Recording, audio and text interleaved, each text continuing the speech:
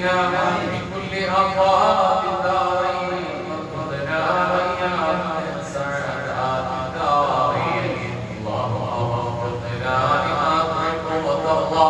واجعل آخرتنا خيرا من الأولى اللهم حبب إلينا الإيمان وزينه في قلوبنا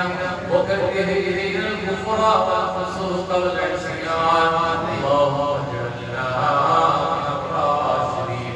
واجعلنا من المهديين واجعلنا من عبادك الصالحين برحمتك واحد يا رحمن